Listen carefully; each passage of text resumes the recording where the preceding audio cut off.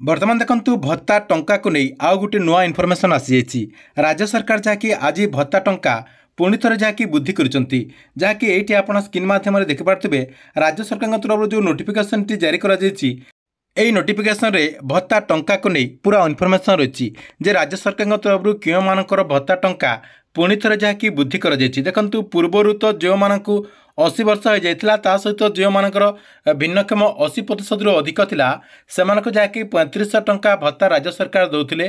पुणी थरे राज्य सरकार केउ मानकर भत्ता टंका वृद्धि करचंती एवं आपनकर ए जो नोटिफिकेशन टी रहिछि ए नोटिफिकेशन रे ए नै कोन अपडेट होछि आपनको मु ए वीडियो माध्यम रे पूरा डिटेल जणे देबी। सेति पई आप माने वीडियो टी को बिना स्किप करके शेष पर्यंत देखंतु। ता पूर्व वीडियो को गोटे लाइक कर दिंतु एवं जो मैंने चैनल को एजाए सब्सक्राइब करना चैनल को सब्सक्राइब कर दिंतु। देखंतु राज्य सरकार तरफ बहुत दिन पर भत्ता टंका को नहीं आउ गोटे नुआ इनफॉरमेशन आसी जाइए। देखंतु पूर्वर राज्य सरकार भत्ता टंका किछि लोकंकर वृद्धि करथिले, एबे किंतु राज्य सरकार आउ गोटे नुआ इनफॉरमेशन देचंती जे किछि लोकंकर भत्ता टंका पुणी थरे जाकि राज्य सरकार तरफ वृद्धि करा जायछि। आपण माने समस्त जानते जे पूर्वर जहाँकि राज्य सरकार तरफ भत्ता टंका 3500 वृद्धि करा जायतिला। जो मानकु 80 वर्ष हो जायतिला ता सहित जो मानकर भिन्नक्षम प्रतिशत 80% रु अधिक थिला सेमानकर भत्ता टंका राज्य सरकार जहाँकि 3500 टंका करथिले। एबे किंतु राज्य सरकार आउ थरे भत्ता टंका जहाँकि वृद्धि करचंती। देखंतु जो मानकु जून 1 तारिख पर्यंत आपणकर 80 वर्ष हो जायछि ता सहित जो मानकर जून 1 तारिख भितर आपणकर जदि भिन्नक्षम प्रतिशत जदि 80% रही ताले आप मैंने जहाँकि आपणकर जो भत्ता टंका वृद्धि करा जायछि एथिरे जहाँकि आपण पुणी थरे भत्ता टंका पाई परिबे, जहाँकि आप मैंने मध्य 3500 टंका भत्ता पाई परिबे। एने राज्य सरकार तरफ एक नोटिफिकेशन मध्य जारी करा जायछि। वर्तमान देखंतु राज्य सरकार तरफ भत्ता टंका को नहीं गोटे नोटिफिकेशन मध्य आसी जायछि, जहाँकि आपनको मु पूर्वर जो कहूली से नोटिफिकेशन टी देखंतु राज्य सरकार तरफ आसी जायछि। एठी देखंतु क्यों डिपार्टमेंट तरफ ए नोटिफिकेशन टी आछि आपणकर एसएससी पीडी डिपार्टमेंट तरफ जहाँकि नोटिफिकेशन टी आछि आपणकर department of social security and empowerment of pension with disability department तरफ ए नोटिफिकेशन टी जहाँकि जारी करा जायछि।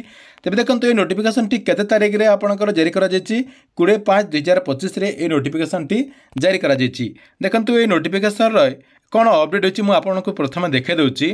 देखंतु एठी आपणकर डायरेक्ट लिखा है जे आपणकर जो माने पेंशन पोचंती जो माने भत्ता पोचंती ओडिशा आपणकर state government has enhance the pension amount of eligibility beneficiary at 18 years and above eligibility beneficiary है आपणकर 80% एबव डिसेबिलिटी।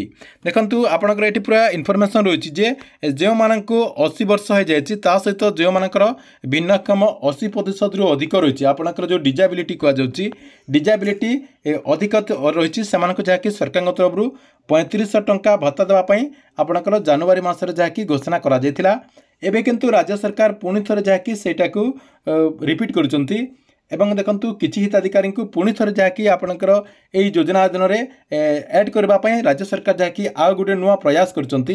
देखंतु एटी आपणकर सीधा सड़क लिखा है जे जो मानकु जून 1 तारिख भितर देखंतु जून 2025 भितर जो मानक आपणकर 80 वर्ष हो जाइतिबो आपणकर 80 वर्ष हो जाइतिबो ता सहित जो माने आपणकर भिन्नक्षम रहिचंती से भिन्नक्षम भितरु जो मानकर 80% भिन्नक्षम रहितिबो सेमाने मध्ये आपणकर ए योजना अधीन रे ऐड हिजिबे, जहाँकि सेमाने आगरु कम टंका पाउतिले एबे जहाँकि सेमाने पुणी थरे जहाँकि अधिक टंका पाई परिबे। सेमानक जहाँकि आपणकर ए जो सरकार तरफ जो नुआ नियम करा जायछि से नियम अनुसार जहाँकि आप माने 3500 टंका ए जून मासरु पाई पारिबे बोली आपणकर ए जो नोटिस रही है नोटिस रे अपडेट होइछि। जो मानक 80 वर्ष हो जायछि एवं जो मानकर भिन्नक्षम 80% रही से जहाँकि आपणकर ए जून मासरु जहाँकि अधिक टंका पाई पारिबे कहबाक गले से जहाँकि 3500 टंका वर्धित भत्ता टंका से जहाँकि पाई पारिबे। ठीक अच्छे एथिला आपणक पई भत्ता टंका को नै गुटे बड़ अपडेट। आपणक वीडियोटी केमती लागला कमेंट बॉक्स रे निश्चय गुटे कमेंट करंतु।